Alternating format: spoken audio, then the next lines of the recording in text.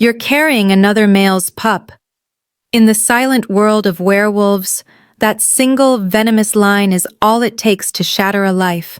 For Vespera Nightshade, those words were a rejection, a sentence, and a decree of war. Cast out by her alpha and hunted by the pack she once led, she ran into the human world, carrying a secret that was both her greatest fear and her only hope. For 5 years, she lived in the shadows, clinging to a fragile, forgettable existence, believing the monsters of her past were finally behind her. But the most dangerous predators don't belong to a pack. They operate in silence. They wear suits. When an entity of immense, terrifying power, a creature whispered about in every corner of the supernatural world, finds her, Vespera is presented with an impossible ultimatum: marry him or die.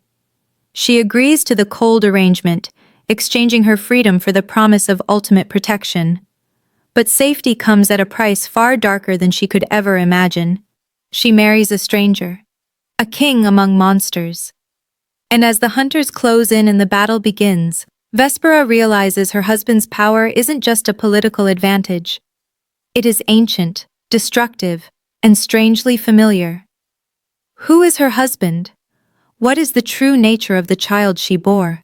And why does the darkness, the raw, cold power he commands, seem to be calling out to her?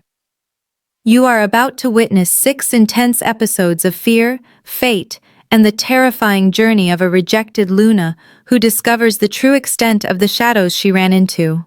Don't miss the unfolding saga. Hit that subscribe button and turn on notifications to join our community and support the channel. Let's find out what price Vespera will pay for her claim. The words hit Vespera like a physical blow, stripping the air from her lungs and the light from the world. You're carrying another male's pup. Alpha Ryla stood before her, the man who had sworn an eternal vow, whose scent had been her anchor, whose body had been her safe harbor. Now, he was a stranger, a towering pillar of betrayal and blinding fury. His massive chest heaved beneath the remnants of his shirt, and his golden eyes, the very color of the setting sun he'd gifted her with, were wild, volatile, and edged with a terrifying, animalistic rage. The cold, indifferent moonlight carved harsh, unforgiving angles into his once beloved face, etching lines of suspicion and hate. Beneath his skin, she could see the frantic, desperate clawing of his inner wolf, a beast consumed by a venomous, unfounded jealousy. "Answer me," he snarled, the sound ripping through the silence of the woods. It was not the voice of her mate, but the raw, brutal command of an alpha demanding submission. Her heart felt like a block of ice, rapidly fracturing. Her breath caught in her throat, a ragged, useless sound. "Relis, I don't know how... How could I explain the inexplicable? How could I argue with the instinct of a wolf whose very soul was screaming a lie?" His disbelief was an insult to their bond, a dagger twisted in her faith. In one swift, terrifying movement, he grabbed her wrist. His fingers clamped down, not in a lover's embrace, but in a vice of aggression, and she felt the terrifying, needle-sharp pressure of his claws, half-formed, retracting and extending just beneath the surface of his skin. "Liar! You betrayed me. You betrayed this pack. The future of the Blackwood lineage is stained because of you." Tears of fear and utter devastation stung her eyes. "No," she whispered, the single syllable shaking with the magnitude of her defense. "That pup is yours. It has to be." His lip curled, a gesture of pure, unadulterated disgust that wounded her more deeply than any physical strike. "My wolf doesn't recognize it. My blood would never create something so weak, so tainted. I felt nothing when I sensed its life, Vespera. Nothing but a cold, foreign presence." "Weak? Tainted?" He called our child weak. Something vital, something irreplaceable, shattered inside her chest. The Vespera who had loved him, who had dreamed of a future as his Luna, dissolved into dust. Tears, hot and blinding, blurred her vision. She made a final desperate plea, abandoning her pride for the sake of the life growing within her. Please, listen to me. I've never been with anyone else. Our bond is real, Rylus. Look at me. He looked, but saw nothing. He saw only the monstrous lie his wolf had constructed. He let her go with a violent, disgusted shove, sending her stumbling back. The impact was emotional, not just physical. I reject you, Vespera Nightshade, as my mate, as my Luna, as anything. The words were an incantation of destruction.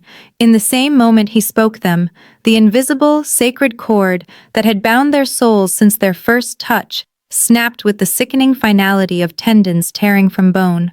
The pain was immediate, vast, and absolute, a searing, blinding agony that traveled from her heart to every nerve ending, leaving her hollowed out and gasping. Her knees hit the cold, hard dirt. She was nothing now. Just a woman, no longer a mate, no longer Luna, no longer protected.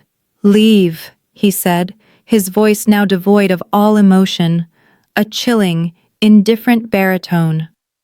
If you step near this territory again, you'll be treated as an enemy. I will not have a traitorous whore and her bastard child pollute my borders. She pressed a shaking hand instinctively to her lower belly, shielding the fragile, tiny life inside.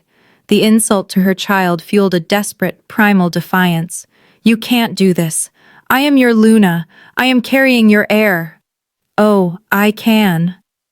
At his soft, lethal command, his beta and two of his elite guards emerged silently from the deep shadows of the trees, their forms already shifting, their eyes gleaming golden and merciless. They looked like ghosts given physical form, waiting for the signal to strike. Run? Vespera! Rylus snarled, taking one predatory step toward her. Run before I finish what my wolf wants to start, before I allow myself the satisfaction of tearing that lie from your belly myself. Fear, pure and paralyzing, finally eclipsed her pain. She scrambled backward, pushing herself up, her heart a frantic, panicked drum in her throat. And his eyes shifted fully golden, feral, murderous. The last vestiges of the man she loved were gone. Only the wolf remained. She turned and ran. The woods became a nightmare. Branches, thick and unforgiving, lashed at her face, drawing thin ribbons of blood.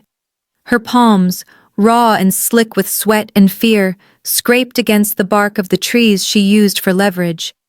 Her lungs burned, starved for air, each breath a searing, painful reminder of her flight. But the terrifying, rhythmic thud-thud-thud of the pursuit thundered relentlessly behind her, the sound a physical manifestation of her impending doom. She was running on instinct alone, the knowledge that one single misstep, one stumble, would mean the savage end for both her and her unborn child drove her forward. One heartbeat later, she saw it. The thin, almost invisible line that marked the Blackwood border. She threw herself over it, plunging headlong into the anonymous, neutral territory beyond. The thundering pursuit stopped instantly. Silence. She collapsed into the cold, damp dirt, the raw earth welcoming her pain. Sobbing, she dragged her body into the fetal position, clutching her stomach with both arms. I won't let them hurt you, she whispered to her unborn child, her voice cracked and raw with fierce, newborn determination. I won't let anyone. Rylus be damned. His pack be damned. I will raise you alone. I will protect you. She cried until the tears ran out, until only a cold, hard resolve remained. She had survived the rejection, but she knew the pain of the bond snapping would be a scar she carried forever. But deep in the suffocating darkness behind her, beyond the line, beyond Rylus's territory, a pair of ancient, predatory eyes watched her. They were not golden or wolfish. They were dark, cold, and assessing. Because someone else had seen her escape, someone who did not belong to Rylus's pack. Someone who did not belong to any pack. She thought she'd survive the night. She believed the forest and the open road would be her saviors. She had no idea that the agony of Rylus's rejection was merely the beginning. She had just stepped out of the frying pan of the familiar into the fire of the unknown. The worst was not behind her, the worst was still coming. And it was watching her run. 5 years. 5 years of breathing recycled air, of the abrasive sound of sirens, of the dull, steady rhythm of human life that thankfully drowned out the silence of the woods. Vespera Nightshade was dead. In her place was Vera Moon, a ghost of a woman working double shifts in a small, greasy spoon diner called the Morning Star. Her hair was pulled into a functional, messy bun, an attempt to hide the dark, heavy waves that gave her away. Her apron, perpetually stained with coffee and regret, was tied tight. Exhaustion was not just etched but carved into the delicate bones of her face. But the moment her eyes met his, her 5-year-old son, Phelan, the world became kind again. She smiled, and the weariness momentarily vanished. Phelan, 5 years old. Born of fear, an orphan of the heart, but raised in an ocean of singular, fierce love. He sat quietly in a corner booth, the fluorescent lights reflecting in his intensely serious, slightly oversized brown eyes. He was drawing, his small, precise hand moving across a little notebook. Wolves. Always wolves. Vespera finished wiping down a sticky table, her mind already running through the checklist. Rent due tomorrow. Need more milk. Phelan's cold is getting worse. It was a normal night. A comforting, dull, human night. Until the bell over the door chimed. The Watcher. A tall man, a stark silhouette in a perfectly tailored black suit, entered. He was a vacuum in the bustling space, a point of negative energy. His presence was cold, absolute, and profoundly wrong for the scent of stale fries and burnt coffee.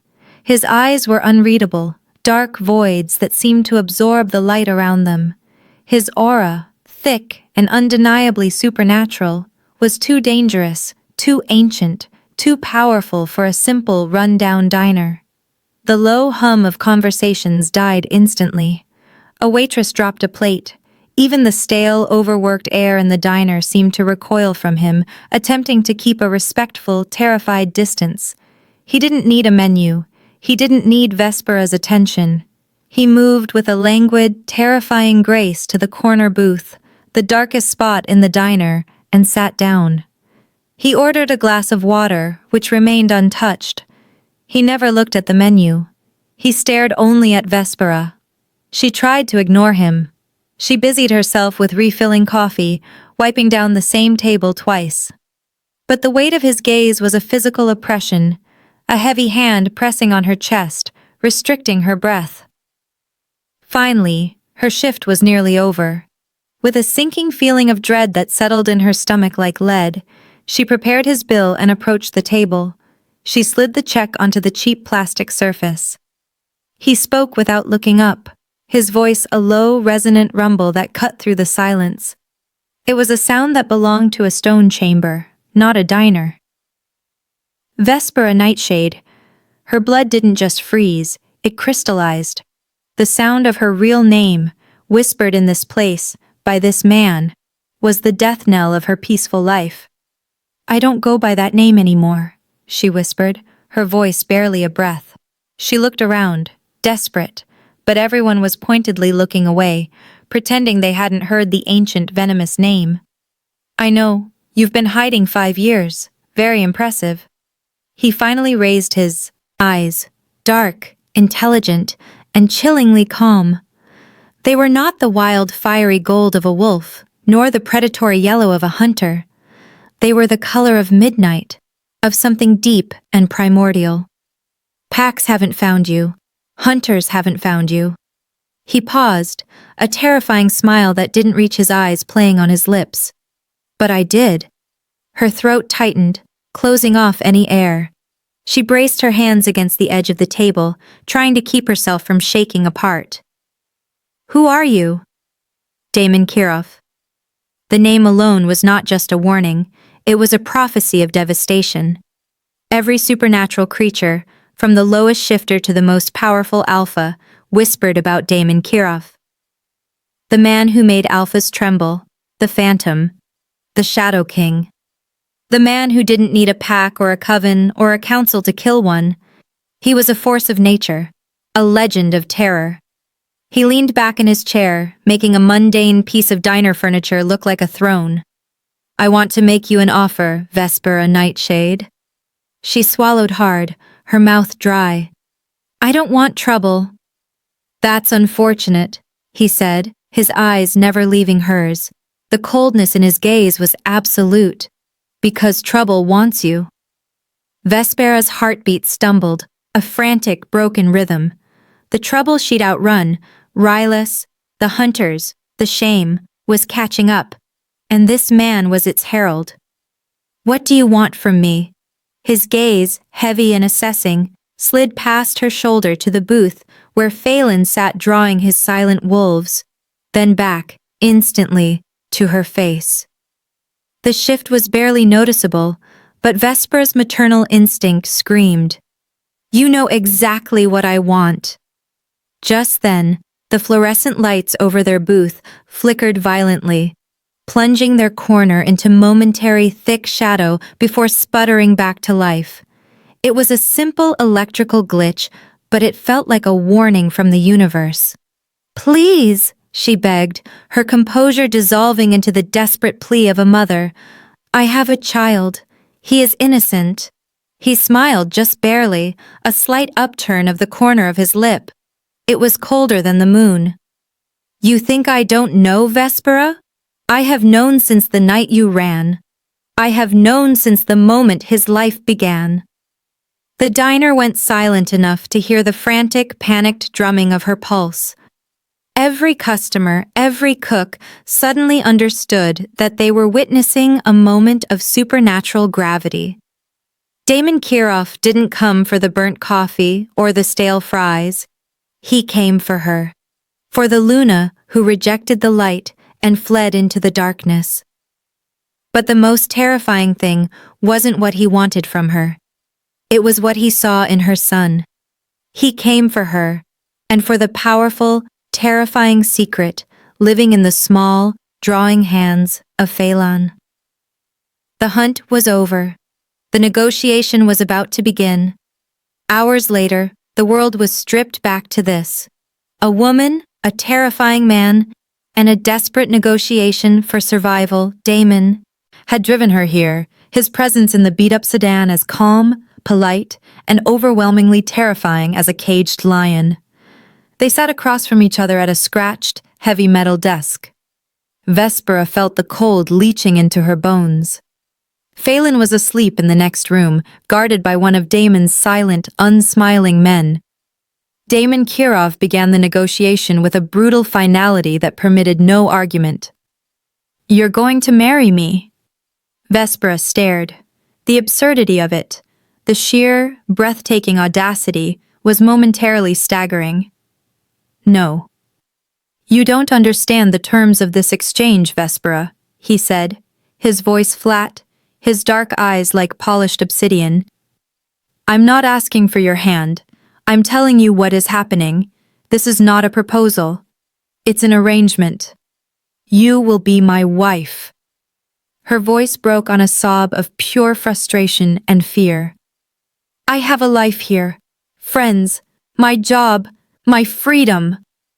"They're irrelevant," he dismissed with a wave of his hand, as if swatting away a bothersome fly. "Your life here is a flimsy curtain ready to be torn down. Your friends will be a liability. Your job will vanish. You will be safe with me. That is the only relevant fact." "Safe from what?" she demanded, trying to inject some steel into her voice, but it trembled under the weight of his gaze. He didn't answer immediately. Instead, he slid a thin, perfectly organized file across the scarred metal table. The sound of the paper sliding was loud in the empty room. Photos, paperwork, names. Her breath stopped. The photos were grainy, recent, of her at the diner, of Phelan at the park. Names. She recognized them all. Rylus's pack, specifically his beta, still hunting for the traitorous Luna. Hunters. an organized, well-funded group dedicated to eradicating the shadow wolves, a name she hadn't heard in years. Local territory alphas, anyone who had ever searched for the traitor Luna to either punish her or claim her for her strength. They all had her scent. They all had her city. They all knew where she was. "They've all found you," Damon said quietly, leaning forward just slightly, his presence overwhelming the small space. "They've been tracking you for weeks, circling the block like sharks scenting blood. And they'll be here soon. They will tear the city apart to get to you. And when they realize the nature of the child you're hiding, they will kill him first, just to stop the bloodline." Vespera's hands shook so violently, she had to clench them into fists on her lap. The fear for herself was secondary. The fear for Phelan was paralyzing. She saw the truth in his eyes. He was not a monster who sought to harm her child. He was an architect of survival, and she was already standing on the rubble of her past. She looked up, meeting his terrifying, unblinking gaze. "What do you want in exchange?" His eyes darkened, the blackness deepening. "You." The word hung in the air, heavy with unspoken power and expectation. Her pulse fluttered a terrified, rapid wing in her throat. "Why me? You are Damon Kirov. You could have a queen from any of the ancient lines. Why a disgraced, rejected wolf from a small pack?" Politics, power, bloodlines, protection. Choose whichever answer you like. They are all correct, and they are none of my concern, he stated with cold logic. You, Vespera, are the key to a door I need to open. You are a loose thread, and I am tying you to my tapestry. "You don't even know me," she whispered, a last desperate protest. "Oh, I do," he contradicted smoothly, his voice dangerously low. "More than you realize. I have known you in a way since the night you ran from the Blackwood pack. I have been waiting for the opportune moment." She looked at the file again. Relis, hunters, the brutal, violent end of her son. The choice was a grotesque illusion. She didn't have a choice. She had an obligation. Slowly, she whispered the words that would change her life, sacrificing her freedom for the life of her son. "I'll marry you." A flicker of something, satisfaction, recognition, something ancient crossed his face. It was gone instantly. Damon extended his hand across the desk, palm up. His hand was cold, steady, final. A silent, terrifying promise of ownership. Vespera, her heart a heavy, sinking stone, placed her shaking hand inside his. The static. The instant their skin touched, the atmosphere in the dead, silent office snapped like highly charged static electricity. It wasn't a spark, it was a jolt, a violent, instantaneous rush of recognition, a flash of shared history that had no business existing between them. Damon's pupils blew wide, momentarily consuming the darkness of his irises. It was the first time she had seen anything that resembled surprise or shock on his face. Her breath hitched, catching painfully in her chest. The touch was not human. It was cold, but it pulsed with an immense, terrifying power. It was the touch of an ancient, potent force. Vespera looked into his eyes, the eyes of the man she had just agreed to marry, and saw it. A faint, almost imperceptible flicker of shadow, a coil of darkness moving behind the black depths of his irises, like a serpentine intelligence trapped just beneath the surface. It was alive. It was conscious, not human, not a wolf, not even close. She snatched her hand back as if burned, her entire body rigid with shock. Damon only watched her, the surprise gone, replaced by a deep, weary acknowledgement. He had been waiting for her to realize. She hadn't just married a stranger out of necessity. She hadn't just married a powerful alpha in disguise. She had married a being of pure shadow, a creature of legend, an anomaly of the supernatural world. And the flicker she saw in his eyes was not the beast. It was the warning. She had just bound her life to something else entirely, something darker. And the shadows, she realized with a terrifying certainty, had just accepted their new mistress. The wedding day was beautiful, icy, and obscenely expensive. Vespera stood in the center of the mansion's vast master suite, looking at her reflection in the full-length mirror. She barely recognized the woman in the custom-made silk gown. She looked like a queen, a powerful figure, but she felt like a very expensive sacrifice. She and Damon had spoken less than 50 words to each other since the abandoned office. The only agreement was the ceremony, the appearance of unity, and the immediate non-negotiable protection of Phelan. The reception was a suffocating showcase of power. Everyone smiled at Damon, a practiced nervous deference. And everyone, Vespera realized, feared him in a deep, visceral way that transcended respect.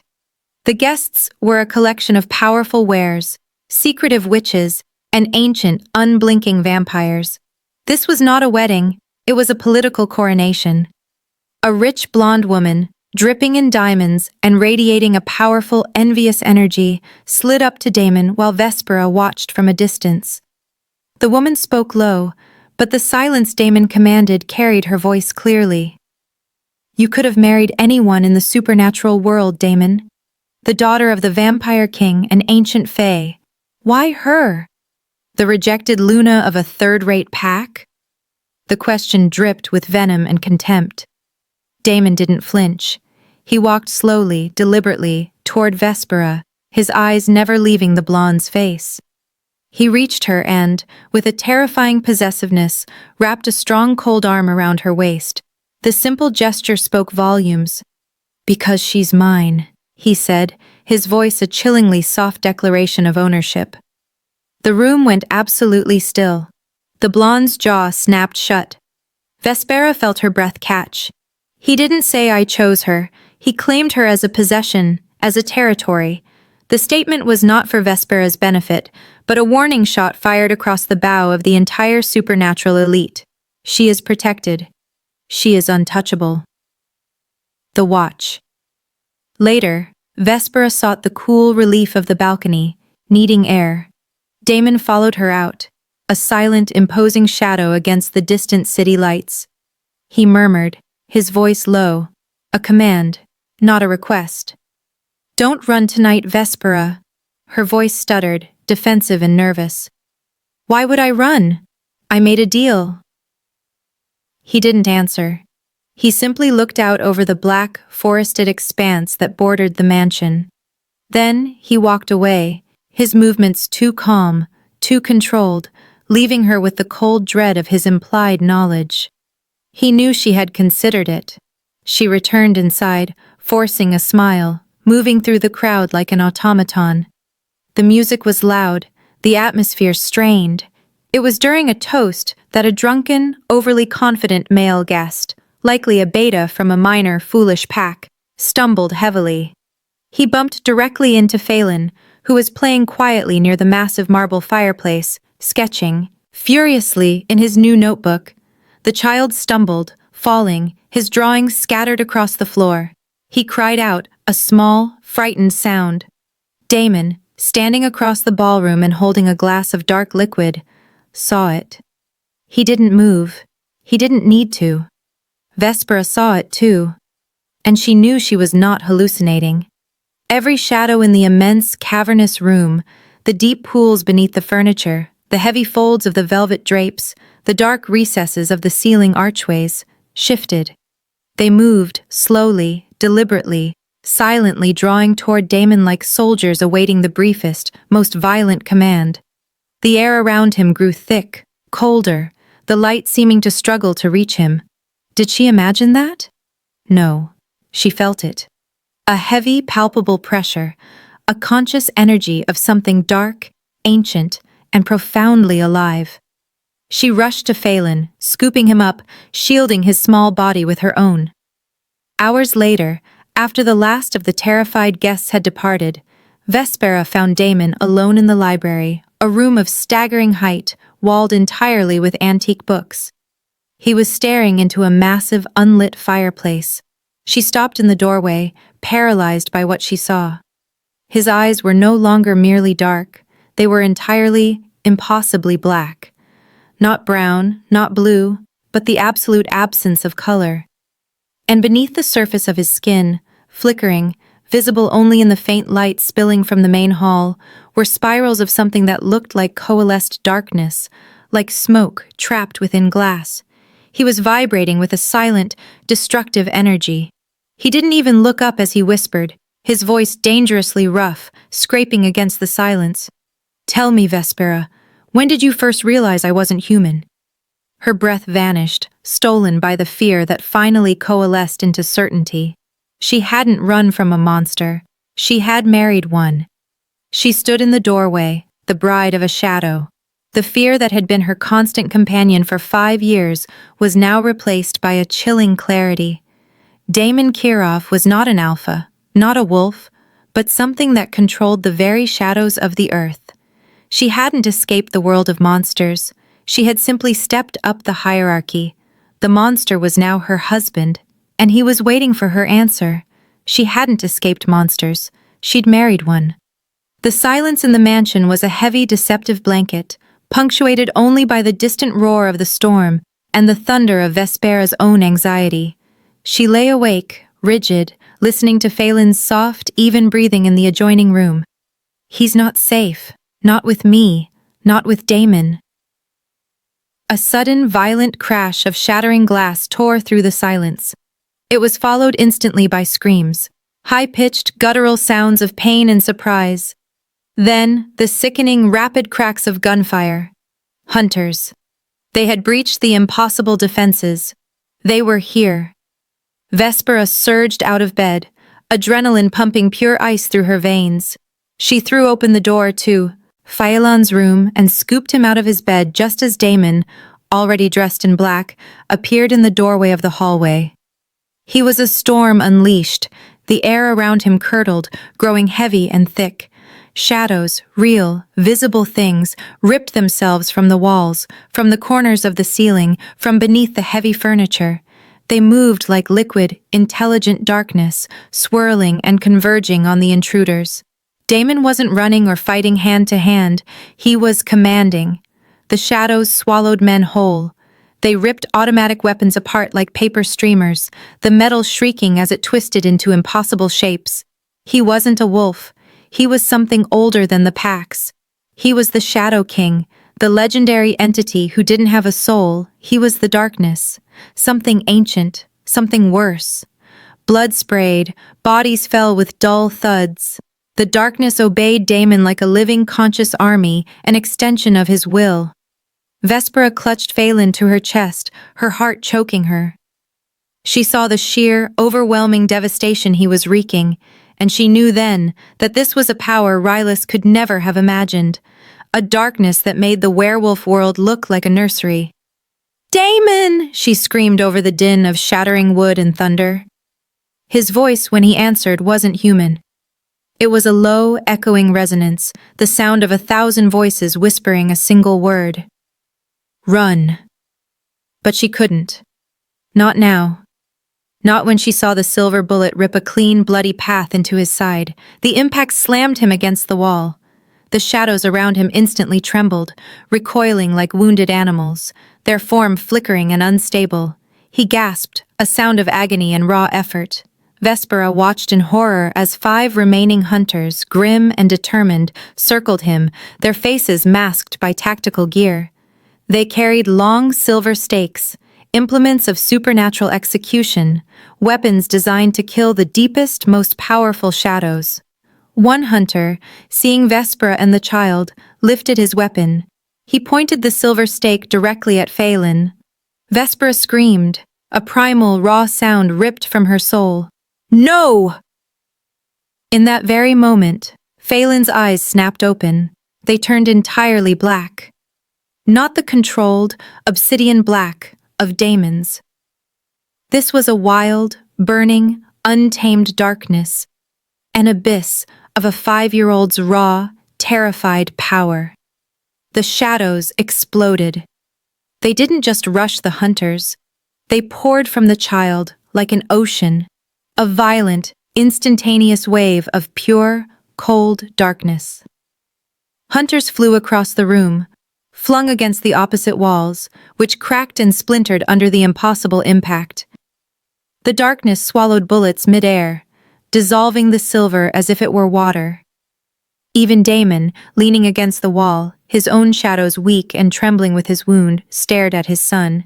Vespera held her child, her body shaking uncontrollably. "Phelan, what are you?"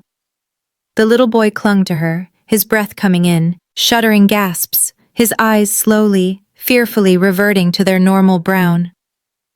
"The shadows talk to me, Mommy," he whispered, his small voice thick with tears and shock. "They tell me what to do. They told me to make them leave." The surviving hunter, his face bloody and broken, crawled desperately toward the shattered window, dragging his ruined body with him. He fumbled with a radio, his voice a terrified, pain-choked gasp. He screamed into the static, "We've found them! The woman, the child, and the Shadow King. He's alive! The boy! The boy is one of them! The darkness is his!" Damon's head snapped toward the hunter. The darkness in the room, which had been quiescent, twitched in instant lethal response to the threat of exposure. Vespera grabbed his arm, her fingers digging into his hard muscle. "Damon! Don't kill him!" The hunter screamed, a sudden, muffled sound. And then there was silence. Only the sound of the rain outside remained. The world now knew two things. Damon Kirov, the legendary Shadow King, lived. And he had an heir, a 5-year-old child whose shadows were even wilder and more untamed than his own. Vespera had just witnessed her son's monstrous birthright. They were no longer hiding a fugitive. They were hiding the source of the deepest darkness. The hunters had failed, but their message had reached the world. And they were coming for him. All of them. The house was a catastrophic ruin. Blood pooled on the black marble floor. Shards of glass glittered like fallen stars. The residual shadows, thick and viscous, still twitched and recoiled, slowly draining back into the nearest walls and corners. Damon leaned heavily against a support wall, his impeccably tailored shirt ripped and soaked with blood. The silver wound was still smoking faintly, the silver burning the supernatural flesh. He was wounded, breathing raggedly, his immense power momentarily depleted. He was, for the first time since she met him, vulnerable. Vespera helped Phelan into the next room, then returned to the wreckage. She approached Damon slowly, her gaze fixed on the wound. She reached out, her fingers trembling, and gently touched his face. "Let me help you. I can find a poultice, a remedy."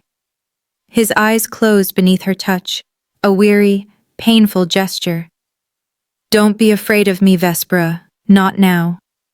"I'm not," she whispered, and she realized, to her own astonishment, that it was the truth.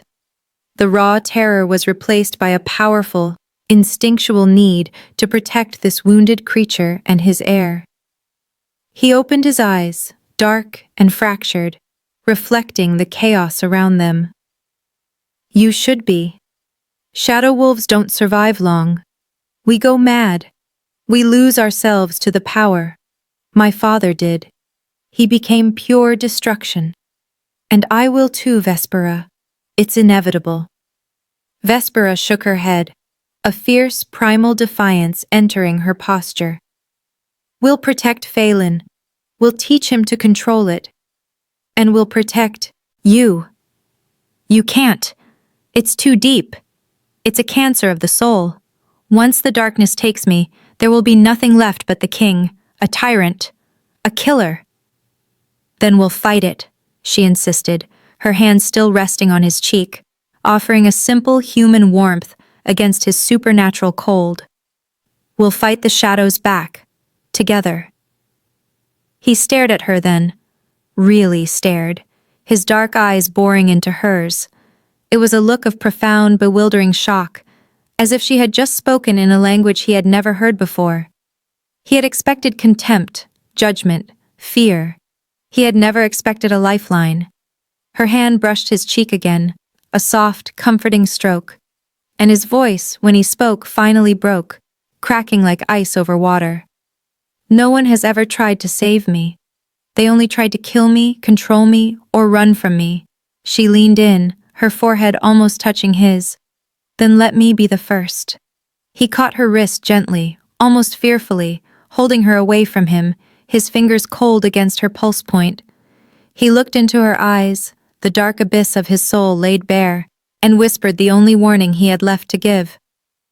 Don't fall in love with me. A beat passed.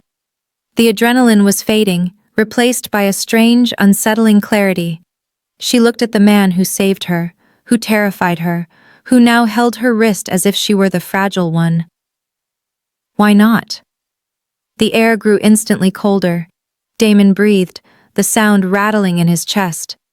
His voice was a bare thread of sound, heavy with the weight of ancient, terrifying truth. Because the day you do, Damon breathed, the darkness in his eyes deepening, the shadows will come alive for you too. She froze. The casual, comforting warmth of her hand on his skin had been the spark.